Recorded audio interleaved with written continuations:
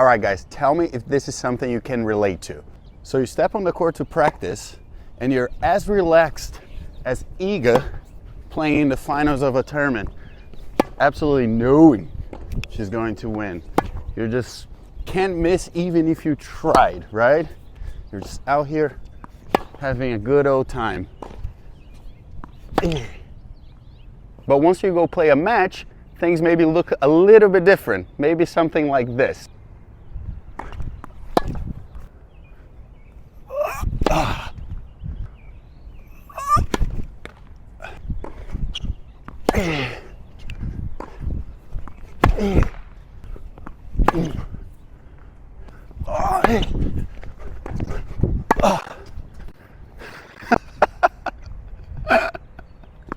Well, a lot of those mistakes can be traced to two very common mindset issues that I encounter with amateurs and juniors. That the first one is perfection seeking, always thinking that every shot you need to hit is the best shot ever.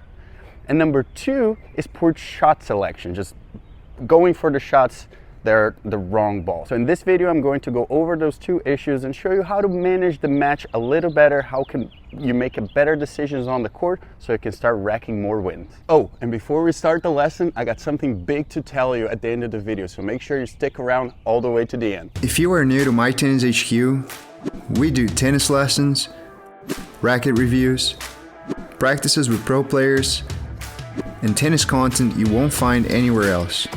So make sure you subscribe and hit the bell button. So I've covered this topic before in the channel. I think poor shot selection is so common with amateurs, with juniors.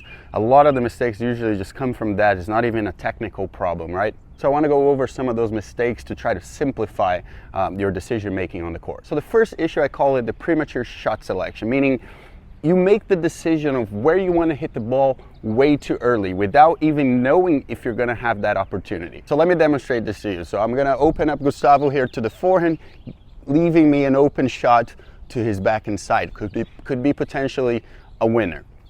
All right, first ball to me, I'm going to open you to the forehand and do whatever you want.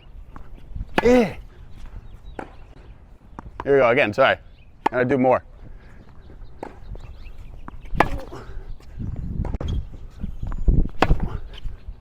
All right, so in that situation, the ball was short, I could attack, right? I had the opportunity to attack, that's fine.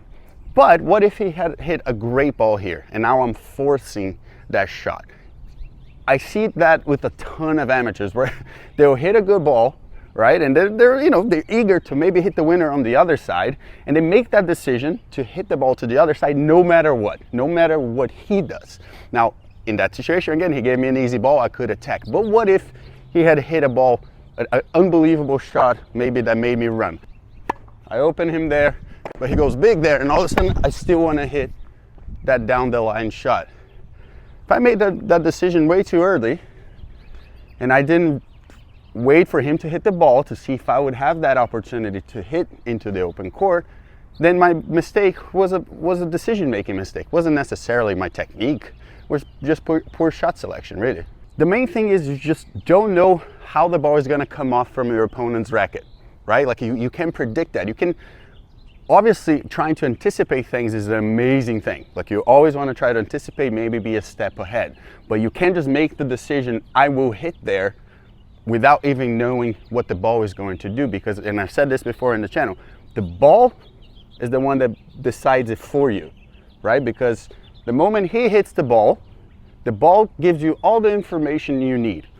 Speed, depth, direction, height, all those things you're going to have to pick up really quickly off their strings, and then you can make a good decision off of that. So the ball is always deciding. Now, the better you get, the more options I'm gonna have, right? Like off a deep ball, off a running forehand. So you knowing your level, you're paying attention to your level, it's like, okay, I can do this, I can't do that. And then you can make a decision according to that. For you, you have to always pay attention. It's like, can I even go for the shot right now without having too much risk, right? Is my risk reward good in this situation? So remember, just keep paying attention to the ball. Let it tell you what you can and cannot do with it, and make the decision according to the ball, not necessarily just what you want to do all the time. That's a recipe for mistakes. Now, the second issue is perfection seeking. The idea that every shot that you hit needs to be amazing, every swing needs to feel like it's the perfect swing, that you're always going to hit your targets. But when you're playing a match, that's far from reality. If it was reality, you'd probably be a top 100 player. The reality is matches are very nuanced and you need to be prepared to manage all kinds of situations. Now, don't get me wrong, we're always striving for quality, high quality in every shot. But that doesn't mean taking unnecessary risks or going for this perfect shot. Again, more often than not, just going nice, high and heavy might be the best shot you can hit instead of forcing something that you just don't have yet on your game. Obviously, we keep developing and then maybe eventually you have that shot. So for example, let's say I'm playing a point and my opponent hits like a nice soft high ball, but that lands nice and deep here. It's slow, gives me all the time in the world to set up, right? Like, feed me, here we go. I hit a ball maybe away from him and then he plays a high, heavy ball here that every ounce of my body wants to rip it. I just want to rip that ball because it's slow and I'm back here. I just want to crush it. But the reality is that high ball is very difficult. It's above my shoulder. I'm 3-4 feet behind the baseline. It's going to be really difficult to hit a winner even at my level. Can you imagine at yours? So maybe if we play that point again, right? I moved him, he did that, and that ball is very high and deep. Let's do it again. Here we go. So I move him. That ball is high and deep. Maybe all I can do is send that ball high and deep again and then wait for an opportunity when I'm actually inside the court to attack. Or maybe I attack the person, they hit it like one of those like awkward short slices, right? Like, say here I go and I attack him and then he hits one of those, you have to go. And you really want to attack as hard as possible. You want to get there, you're inside the court. You think, oh man, I need to attack this ball, I'm inside the court.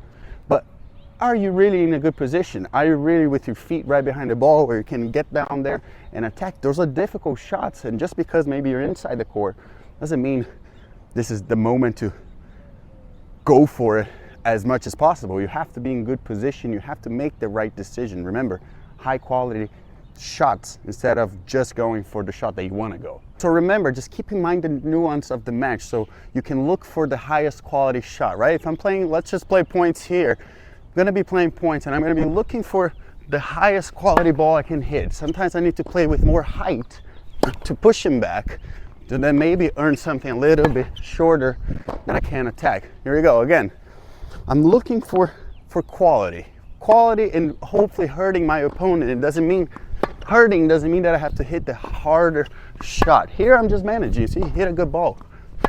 I'm just still managing. Okay, I'm gonna play a little bit high there.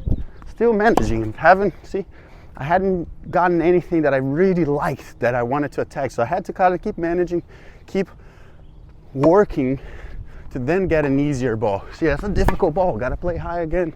Just stay in the point, not force. Okay, now maybe here, awkward.